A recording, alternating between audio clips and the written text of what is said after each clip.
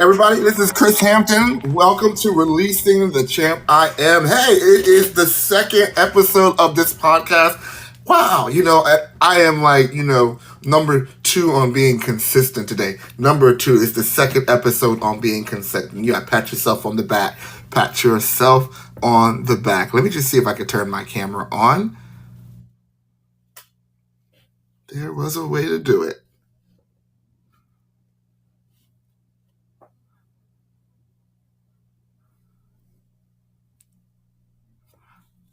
Well, I'm not going to waste time on it. We're going to learn how to do this as I keep growing, and one day I'll get it right. But this is our second episode on the podcast, Releasing the Champ I Am, and I am so glad to be with you this second episode in the beginning of the year. The goal for me was to start a podcast and actually be consistent with building it on just one platform. So I love the Fireside platform and the Fireside audience. You are great. And again, as we're talking about what Releasing the Champ I Am is, no, I always like to start this. No, I am not dyslexic. I do know how to spell. I did not spell champion wrong. Champ I Am is intentional. It's the brand. It's the message all in one. When we see Champ I Am, we're talking about that everything that you need to succeed is on the inside of you. You have the ability. You have the strength. You have all the tools that you need. They're just in you on the inside in seed form. And you just need to learn how to cultivate those gifts, how to build those gifts. You need to put yourself in environments where you can be tested. You need to be nurtured, cultivated, and fertilized and all that. And all you realize is that as you start to put attention to the growth of who you are, that champ I am starts the development. So the champ is you are champion material. You are an overcomer. You are able to do it. The I am is the affirmation that you are. You are everything you need. The Creator created you with everything that you need. And I also believe in that partnership with the Creator that He's not going to allow you to build this life by yourself. So He equipped you with everything you need to build this. So again, that's the Champ I Am message, and Releasing the Champ I Am, that's my commitment to you. So, what we're talking about this topic, I'm just going to jump right in, and we're going to talk about today, again, the Essentials for Success series that we're talking about. And one of the essentials that you're going to need to be successful is actually learning how to win over your will. Yes, learning how to win over your will. It's going to be important, guys, to be able to do it. If you're going to be successful in any area of your life, you're going to have to learn how to win over your will. So, as I started to think about this topic, I was like, what is the definition of what will means? What is the definition of what will means? So my definition of what will means is it's a combination of three things. It's a combination of getting your mind, your body, and your emotions lined up in order so that you are able to commit to the action of doing something or going in the same direction at the same time. So doing something, going in the same direction at the same time. Why is that important? Because when you think of your mind and your body and your soul, those three individual pieces, I call it like the Trinity. It's individual pieces that are one, that make up one being. They're strong by themselves. Think of it. Your mind is strong by itself. Your body has the ability to lift and do and plant and pull up and tear down.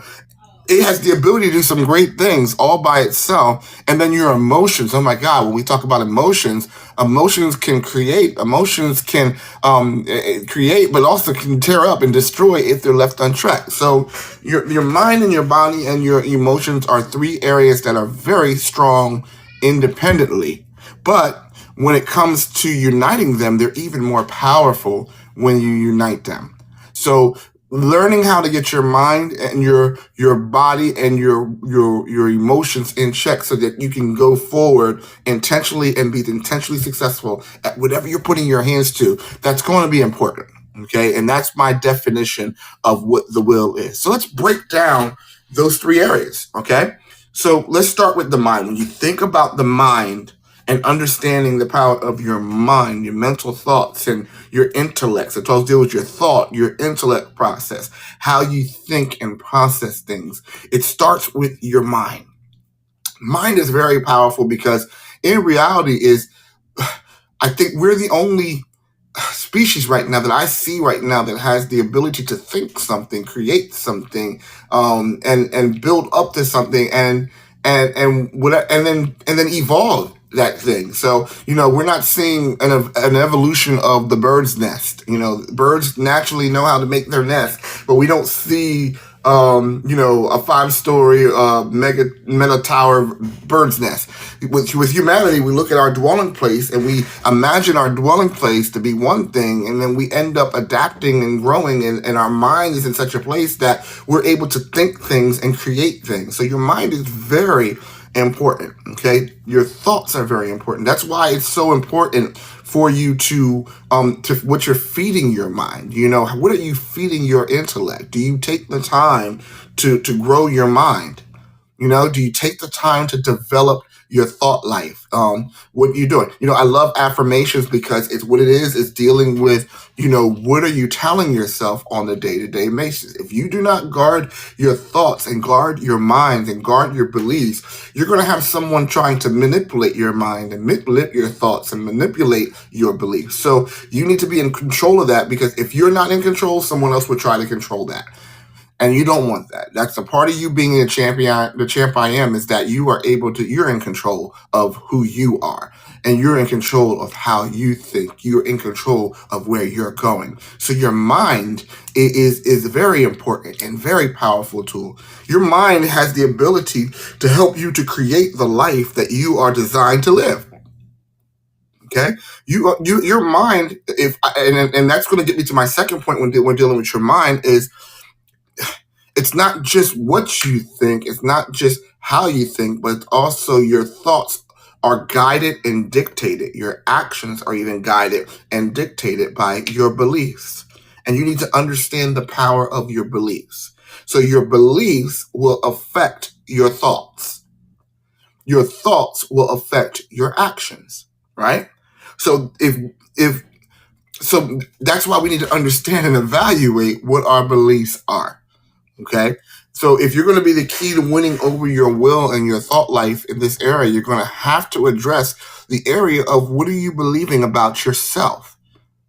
And part of you being that champ I am is regaining and taking the ground, taking back the ground of your identity of who you see yourself and how you see yourself.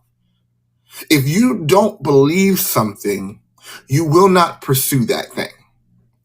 If you don't believe that you can lose the weight, you will not do the things necessary to lose the weight. Why? Because you, in your mind, you have wrapped it around the foundation that you can't do it. Right? So the key to your belief, the key to your thoughts are your beliefs. And the key to your beliefs, activating your belief, is actually activating something we call faith. So after you identify what you believe, the faith actions will come in, and then that will help you in our next step. Let me just go back. I don't want to go too far too fast, but when we're talking about your belief system, right, and your beliefs and how it's so important, is I want you to do a self-check. Now, this is a self-check moment on what do you believe about yourself? What do you believe that you are capable of? And every year or every time, every chance you get, I really think you should take some self evaluation and just start looking at your belief system on how you see yourself. Growing up as a young Black man, what I heard a lot was the man is holding you down. The man doesn't want you to succeed. And that was talking about, at that time, the white man, the government, the people that were running things, the people that were in power. And what was indoctrinated in us was the belief in a man who I had never seen. And what happened is a whole entire faith has moved into generations of our culture where they said the man is holding you down from being successful. Okay. So there are some people that won't try because they believe that there's this man that's meant to hold them back. Now, there may be societal issues, right? There may be societal forces that do not want you to succeed. There may be the whole systems of thinking that is meant to bind and destroy you and lock you down, right? But the truth of the matter is, and that's a fact, but the truth of the matter is that you do not have to, that does not have to be you. You know, you could start your business if you believed you could start your business. But if you think that the man is standing at the door, there's no man stopping you from getting your LLC. I just got my trademark in. There's no man that stopped me from trademarking CHAMPIam, right? But in my mind, if I think and I believe that the whole world is developed to come against me and that there's no hope, you see, the hope is that factor that shows that's trying to crush your hope, because if you don't hope, you won't believe. And if you don't believe, you won't have faith to do what you need to do to get out of your situation. So yeah, those are real situations. Those are real issues. Those are real roadblocks. But the reality, the truth behind the reality is this. Those roadblocks do not have to impede you. Those roadblocks do not have to stop you from being who you need to be. You know, there's other things. You could be, there are statistics that say that, you know, if you come from a single parent home and there's no father, that you're most likely to end up in the system, right? Okay, those are real numbers that were there. But the truth that I choose to believe and the truth that I hold on to is it does not have to be me. So when you understand that and you say it does not have to be me, it brings the control back into your life of what you believe you can do and what's possible. So again, you're not going to do anything if you don't believe it. And if you don't believe it, you won't have the hope. And if you don't have that hope, it's like, why do I move on? And, you know, it's weird because we see in moving into this year, how last year we saw suicide really prevalent in our communities, right? That's a real issue. And in those situations of the suicide, they felt in such a way that they lost hope. They've lost hope because they've lost belief of what was possible in their life. And then they were not able to overcome that situation because they given in to the hope killers. And they thought that they couldn't get past that. And what happened? They gave up their life. People are doing that every day. And I'm here to tell you that those obstacles are real. I'm not trying to say the obstacles are real, but you can define how long that obstacle is going to stay in your way. I need you to get faith in yourself again. I want to restore faith in yourself again. You see, faith is an action word, right?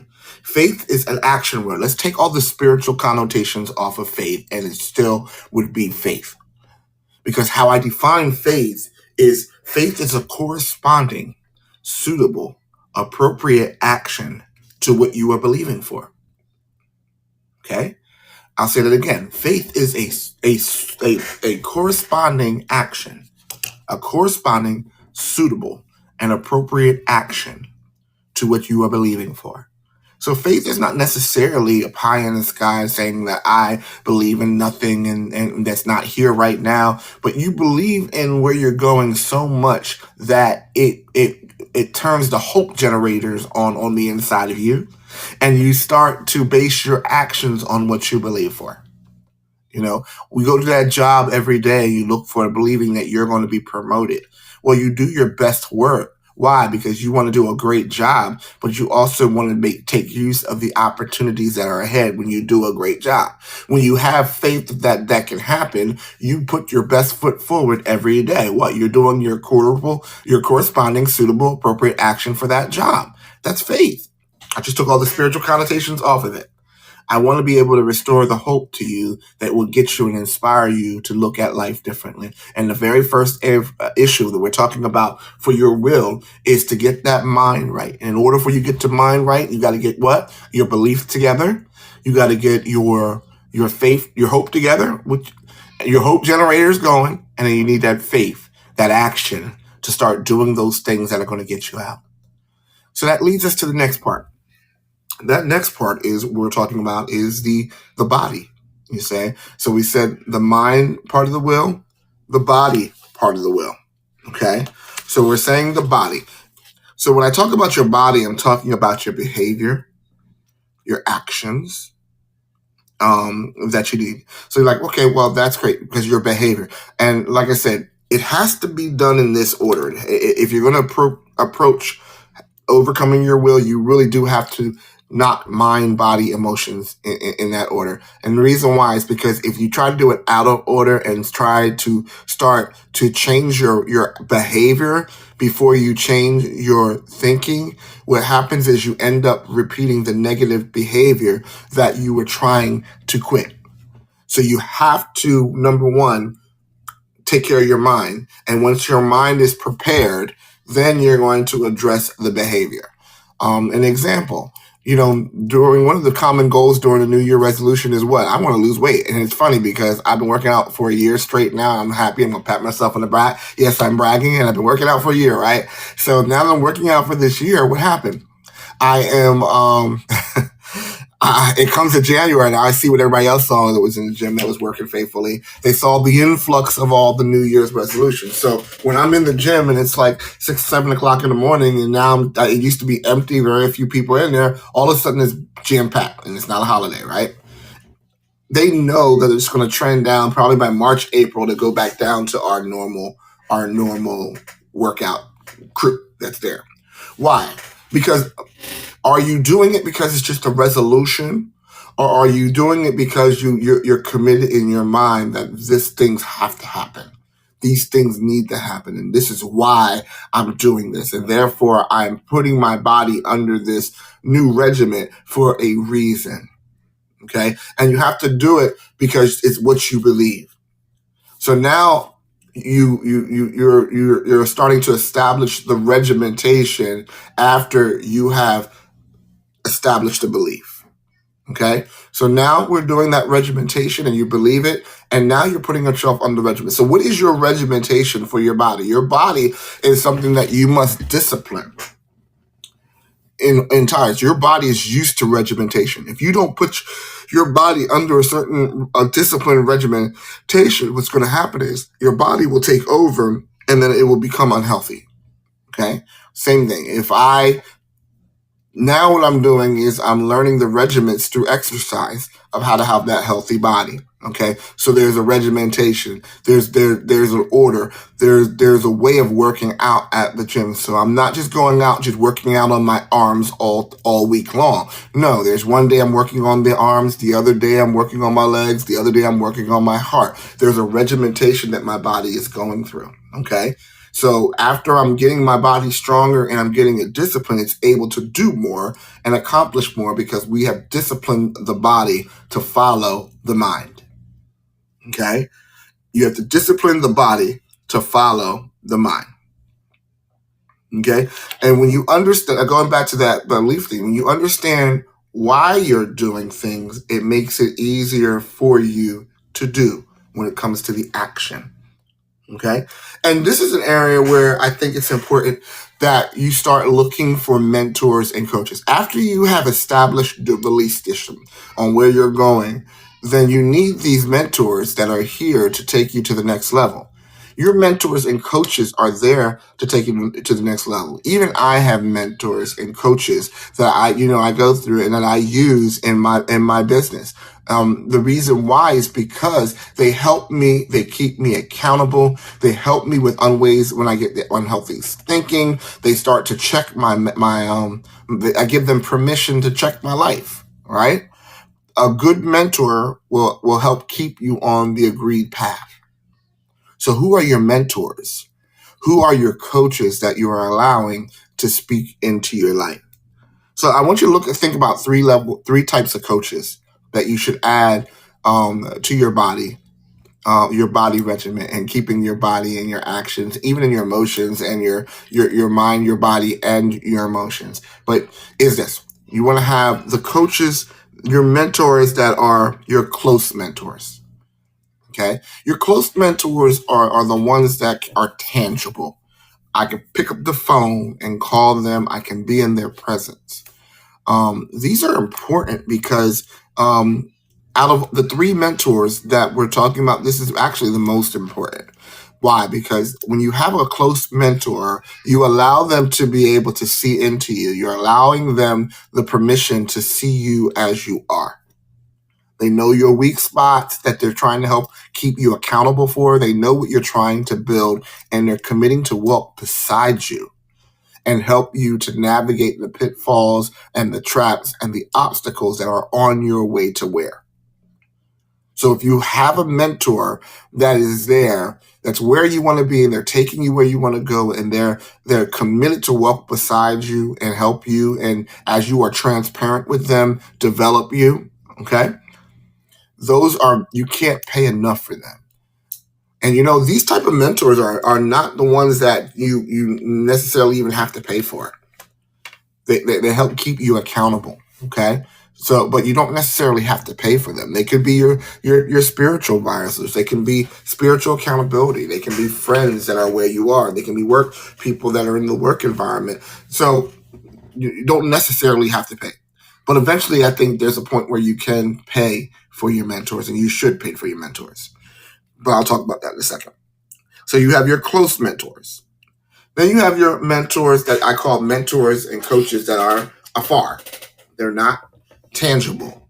Okay. That's where you go on to YouTube University. You can go on to Releasing the CHAMPIAM. You can look at all these different things. People that are giving you truths for your lives that are there to build you up, but you don't necessarily have the ability to interact with them. Okay. They're not able to interact with them. So that's important because when you know that your expectation is not to have that closeness, then you're all right because you put the right expectations on them. So when they're mentors from the far, like some of my mentors are afar, a John Maxwell, I don't have relationship with a John Maxwell, but I have learned so much life-changing information that I'm able to apply from him from just being in the resources that are out there on YouTube and his books and all those different things. Spiritual mentors are like my bishop and my pastor, or Bishop Jakes is one of my leaders out there from afar. I don't have any type of relationship with him. If I met him, that would be great, but it's not like we're buddy and that they're in my life and they have access to my life. But the materials and the information that they're giving it's helpful and it's growing me. So those, I said, you have the mentors that are close, the mentors that are afar. And then the third mentors that are important for you are your paid mentors.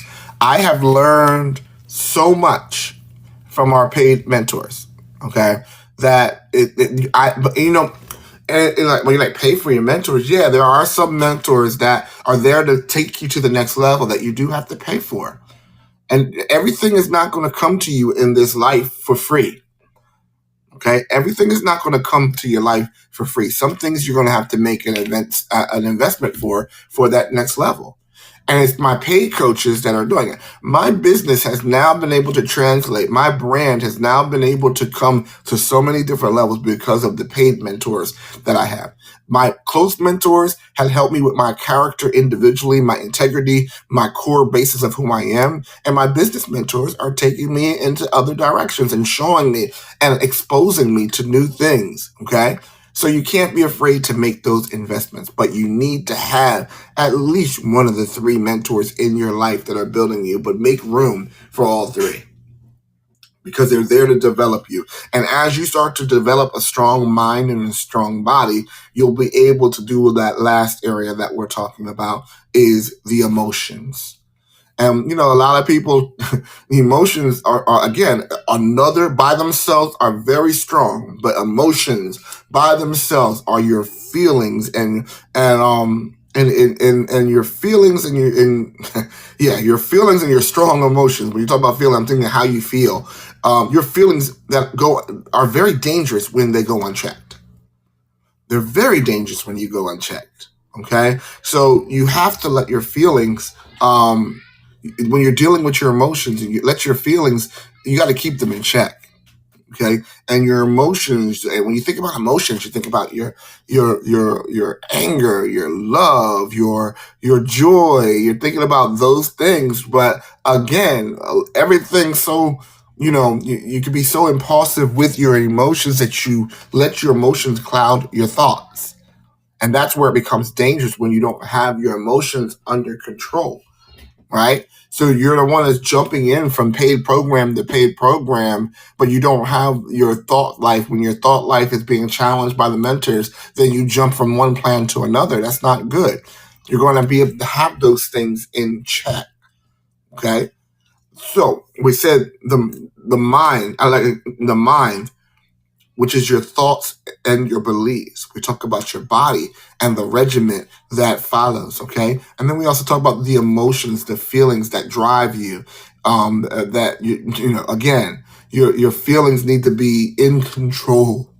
You cannot let them drive you. You have to keep that in check, and you need your body and your strong mind to keep those emotions in check. Because again, if you do it out of order, and you have one, or you have one and not the other, you're going to find yourself, if you just have your mind but you don't have your body and your emotions in check, so you'll have the thought, but when it comes to actually following through and being able to commit to it, you don't do it because you don't have your body and your emotions in check. When you have your emotions only, your mind is not committed to it because it's not making sense. And therefore, your emotions are all over because you're allowing your fears to drive you, or your anger to drive you, or just the thought or the joy of thinking that this is going to please you. You're just going for the next pleasurable experience. Sometimes doing this job will have to have you deny yourself, and to be able to, put some things in, the wants to do certain things right away. You're going to have to discipline those things. And if you don't have that available, you're going to find yourself falling into those pitfalls again. Or if you just have your emotions and you don't have your body or your mind in check, then therefore you're like your love life. You can sit there and just love. You're loving out and trying to find love in all the wrong places, but you forget that there's a certain type of person that's supposed to ride this journey with you. But because you want to go with your feelings and you want to lead first with your feelings, you're leading first with your feeling, and your body's leading you. That's driven by your emotions. And then you just lose all thought. And then now you find yourself in abusive relationships because people are not using you, because you're not able to see through your mind that there's a proper use to who you are. There's a proper use of your relationship side of you. So they all need to be present. They need to be dealt with in that order. And they should not have any one of those things that are missing. I hope that was good for you. And I just want to put that out to you again. We were talking about how to win over your will. And then the review of that again was still being able to have your mind, your will, which is your will. Your will is your mind, your body, and your emotions being kept in check. Okay? Being kept in check. Being able to get your mind, your body, and your emotions aligned so that you can move forward and accomplish what it needs to accomplish to get your purpose done. That's what's needed for you to have in 2023. Welcome, Chad. Again, if you're going to let this be a year that you're going to win and win on purpose, you're going to have to win over your will. So we're coming to the end of another episode of CHAMPIAM. Listen, if you want to read the replay, have the replay, look out for the replay for this. I hope this is helpful for you. We're going to be here every Saturday at 4:00, the same time. I don't know what made me do 4:00 on a Saturday on Eastern time, but I did it, and I'm going to commit to it for this year. And I hope that it takes you on this journey with me in releasing the champ I am in you. And that's my commitment of this podcast, to help cultivate, nurture, and develop the champ that's on the inside of you, that you are able to win this thing called life on purpose. My name is Chris Hampton. You can reach me on champiam.org. If you're looking for a speaker or an event host or a facilitator or a workshop speaker, I cover that as well. And you can connect with me on the champiam.org. Again, this is Releasing the Champ I Am, and I'll see you next Saturday. Have a blessed day.